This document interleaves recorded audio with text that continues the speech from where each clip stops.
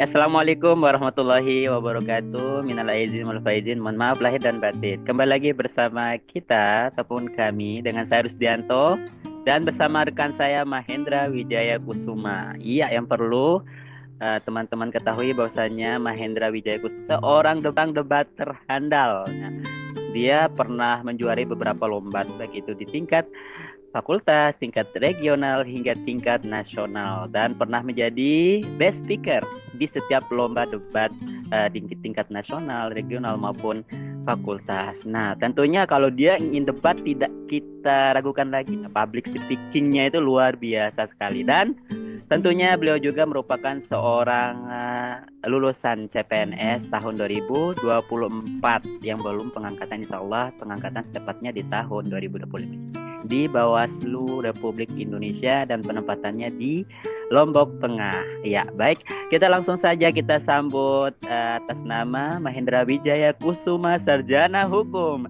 Halo Pak Mahendra, bagaimana kabarnya ya Allah? Long to see.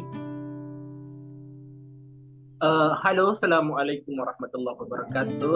Kabar baik, kabar baik. Antum apa kabar, Akhi Rusdianto SH? Alhamdulillah, aneh kabar baik juga. Alhamdulillah. Iya, pagi hari ini Mahendra Wijaya Kusuma akan menemani kita.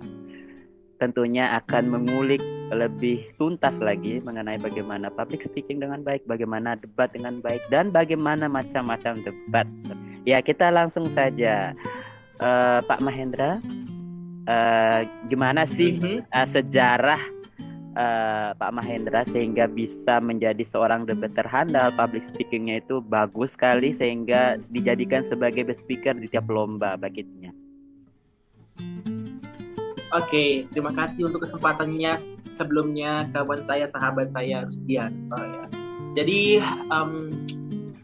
tentu kemudian orang hanya ngelihat hasilnya doang ya, tanpa ngelihat proses. Kalau dibilang di setiap lomba, kayaknya perlu saya koreksi, kayaknya nggak seperti itu. Karena dari sekian deretan lomba yang saya ikuti, tentulah kemudian lebih banyak kalahnya dibanding menangnya. Ya, itu untuk perlu saya klarifikasi terlebih dahulu. Kemudian yang kedua adalah saya nggak sehebat yang dibilang sama Rusdianto gitu ya. Sehebat-hebat saya akan ada jauh jutaan bahkan miliaran orang yang akan lebih hebat dibanding saya. Cuman hari ini saya mau berbagi pengalaman. Kenapa kemudian saya bisa public speaking? Kenapa kemudian saya bisa menjadi seorang debater bahkan menjadi best speaker dari beberapa lomba? Kuncinya cuma satu, percaya diri. Saya percaya kalau saya ngomong itu, saya seolah-olah berpikir kalau saya ini seolah-olah bisa membuat orang lain terkagum-kagum dengan apa. Orang-orang akan terdiam sejenak dan mendengarkan ketika saya sedang berbicara. Itu sugesti yang saya masukkan ke dalam otak saya sehingga saya terimitasi untuk menyampaikan kepada semua orang bahwa lihat saya, dengarkan saya sedang berbicara dan apa yang saya sampaikan penting untuk Anda. Nah, seperti itu. Hanya sugesti aja sebenarnya ya. Baik, tadi sudah kita dengarkan ya apa yang dipaparkan oleh Pak Mahendra. Nah, sekarang kita akan tanya lagi. Tentunya dalam debat itu Pak Mahendra, kira-kira apa saja sih kendalanya? Mungkin sebelum kita debat itu apa aja sih yang harus dipersiapkan. Kemudian orang kenal itu bahwasannya ada debat itu cuma ada di debat hukum. Terus apa sih fungsinya debat di dunia sosial ataupun di masyarakat kayak gitu.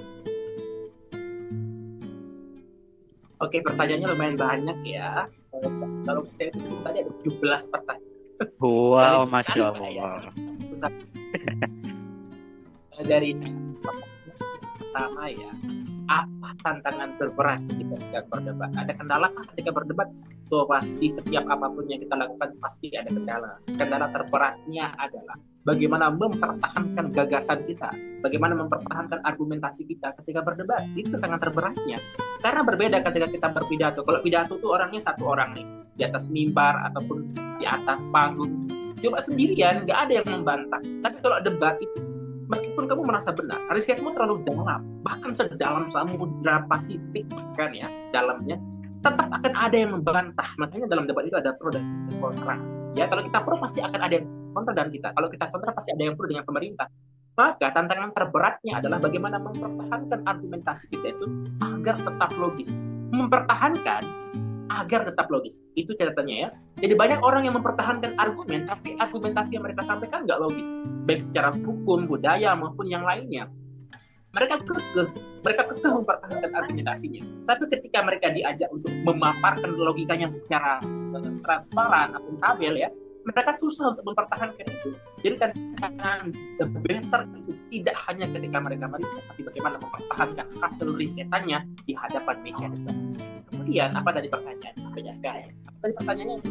Ya, apa sih manfaat ketika kita bisa debat, kemudian manfaatnya di lingkungan sosial tentunya Pak Mahendra. Apa manfaatnya ketika kita berdebat? Manfaatnya tentu saja, kalau bagi saya pribadi, nggak tahu bagi orang, karena manfaat yang jelas balik pada subjektivitas masing-masing. Kalau saya pribadi, manfaat yang saya dapatkan dalam memperdalam dunia debat, tentu saja adalah bagaimana saya ketika berargumentasi itu, ya, bisa meyakinkan orang lain.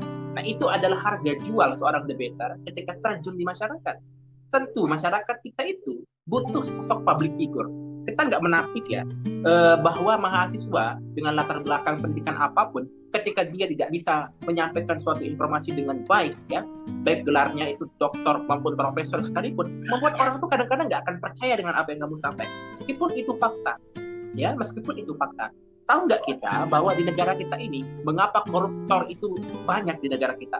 Mengapa tokoh-tokoh politik itu dalam pandangan masyarakat itu sangat tinggi kelasnya? Padahal masyarakat tahu bahwa itu cuma omong-omong doang. Mengapa? Karena kelihayan mereka dalam menyampaikan sebuah argumentasi dengan runtutan argumentasi yang sangat menarik.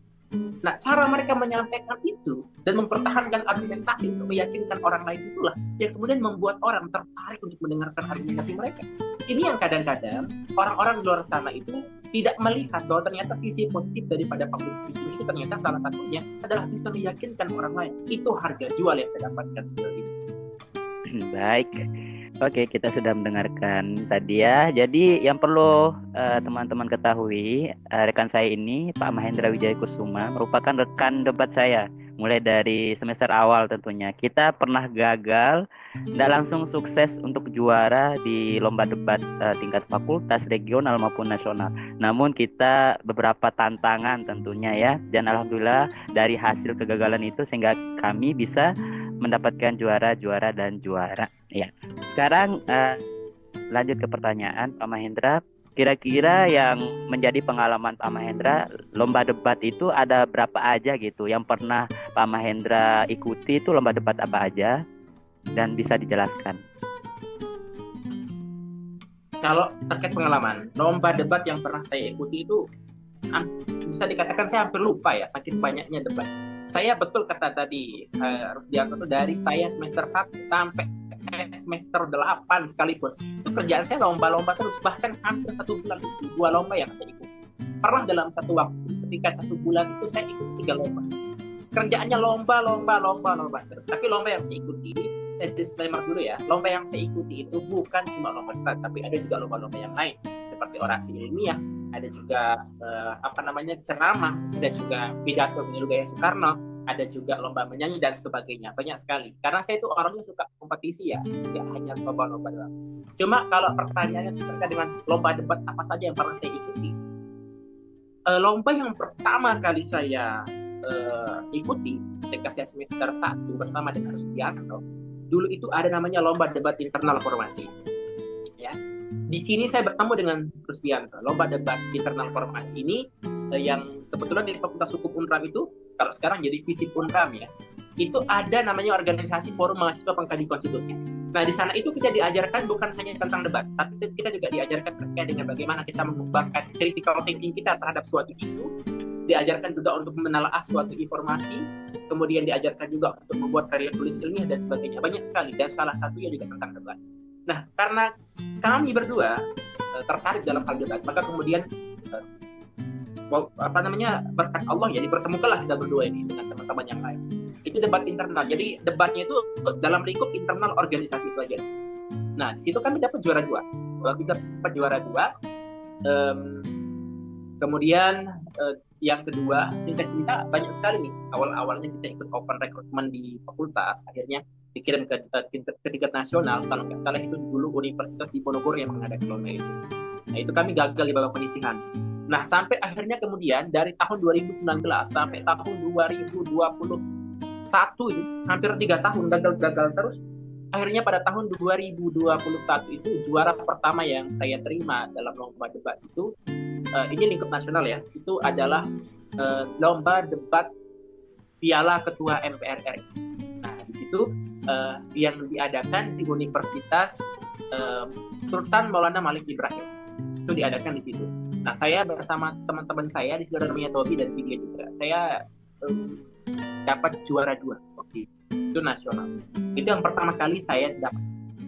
Total dari prestasi yang pernah saya raih ya, ketika saya jadi mahasiswa di Fakultas Hukum Unram dulu, ada sekitar totalnya itu 15 prestasi nasional. Jadi saya nggak hitung yang di fakultas, UNIF sama di yang regional. Ini 15, tapi itu campur, nggak cuma debat doang, tapi ada juga orasi ilmiah, ada juga pidato, ada juga yang lain.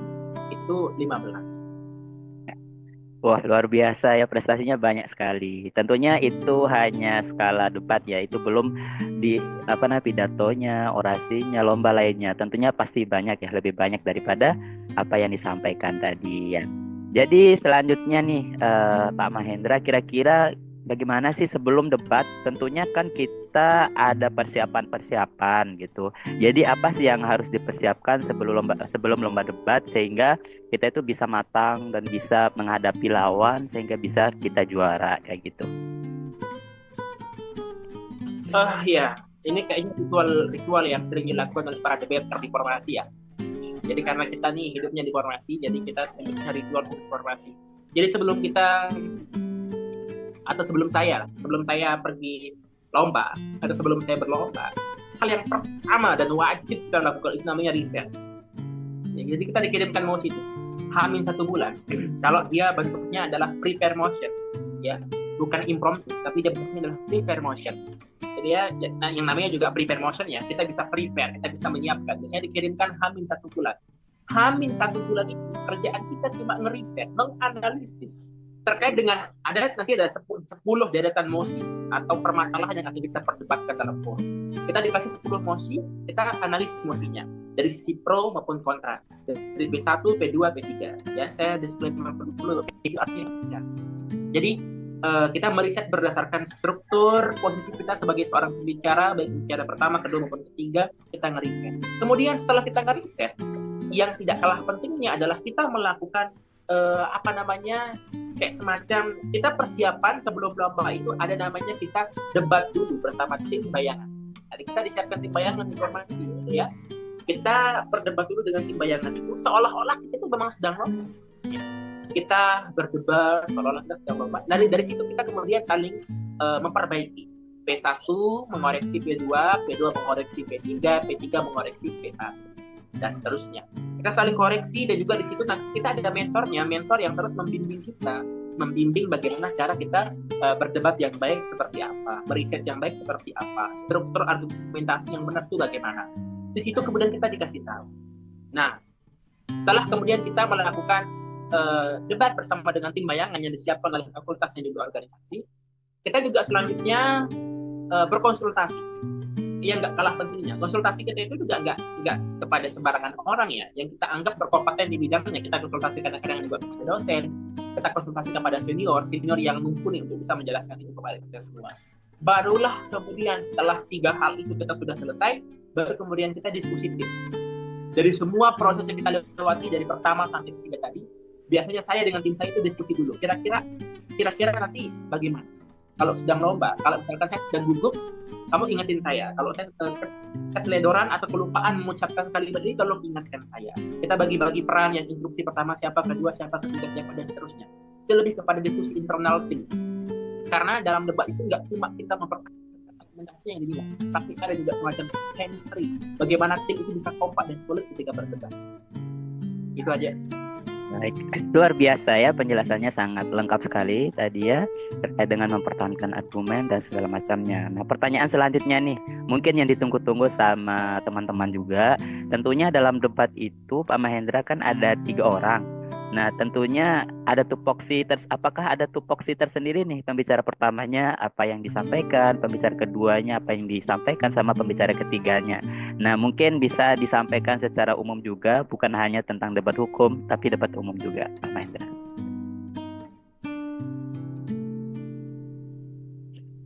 Oke. Ya, jadi saya perlu menjelaskan terlebih dahulu ya, karena banyak di luar sana debater yang percaya diri, tapi dia tidak memiliki pengalaman terkait dengan berbagai macam debat ya.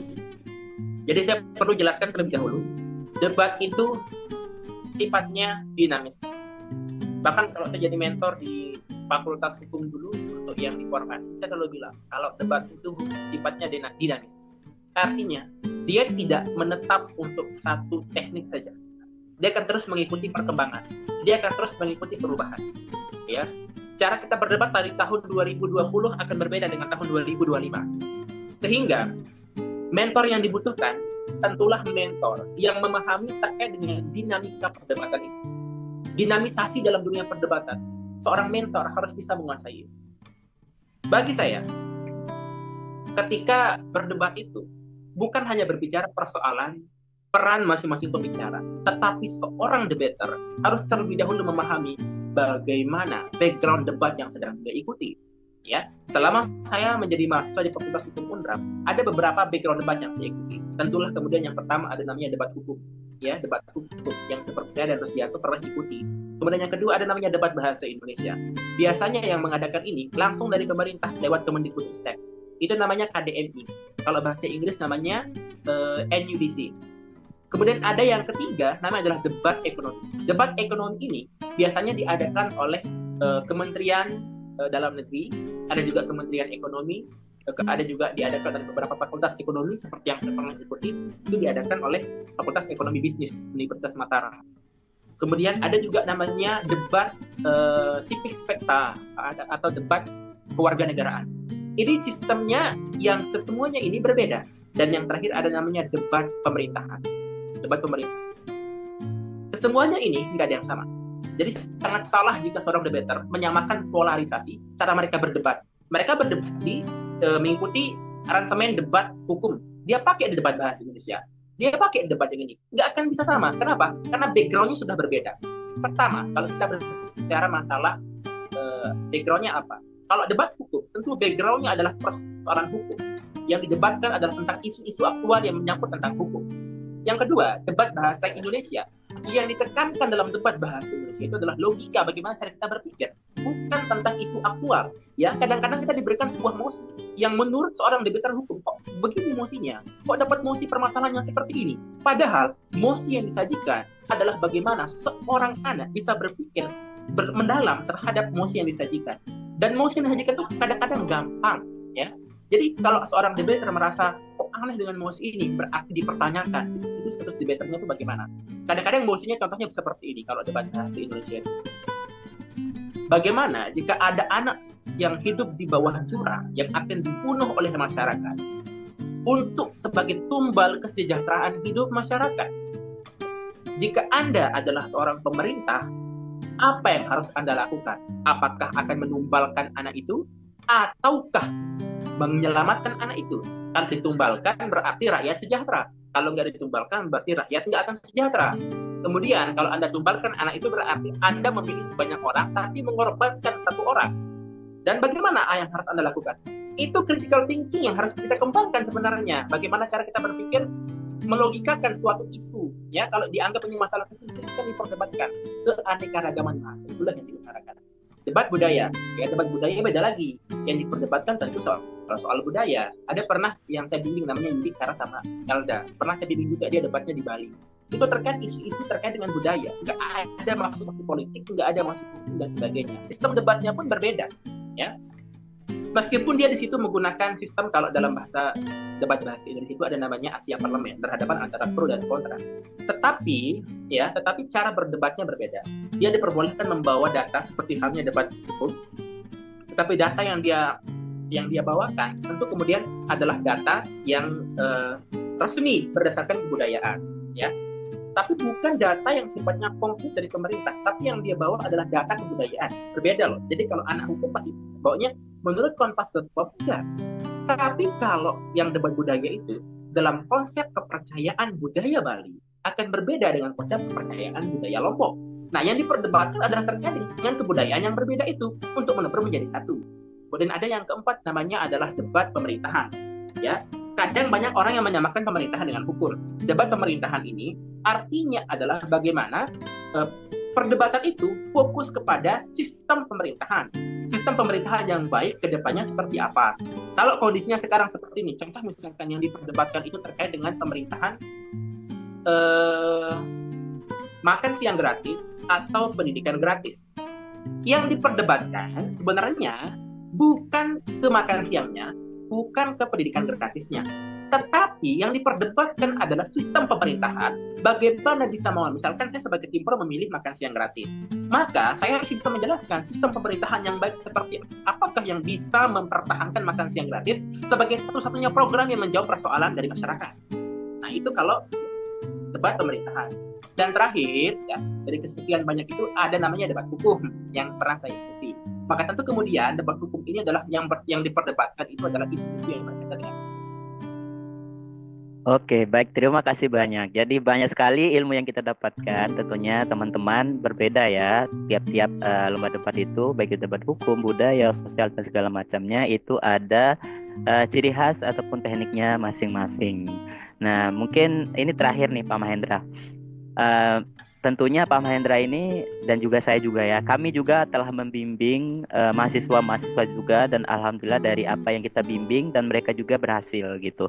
Ya, dari pengalaman yang ada nih Pak Mahendra, apa sih yang mengajarkan Pak Mahendra ini dari beberapa lomba yang diikuti gitu? Apa sih manfaat ataupun pengalaman yang berharga dalam setiap kegiatan lomba yang pernah diikuti kayak gitu? Apa pesan-pesannya kepada para teman-teman nih yang lagi nonton Zoom kita kayak gitu? Oke.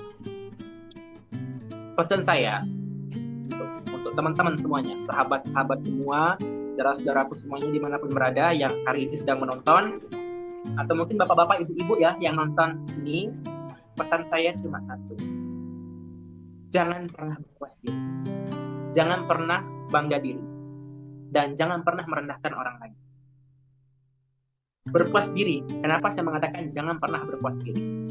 Orang yang berpuas diri cenderung akan merasa ilmu yang dia punya, pengalaman yang dia punya adalah pengalaman yang sudah cukup dan tidak butuh untuk dikembangkan lagi.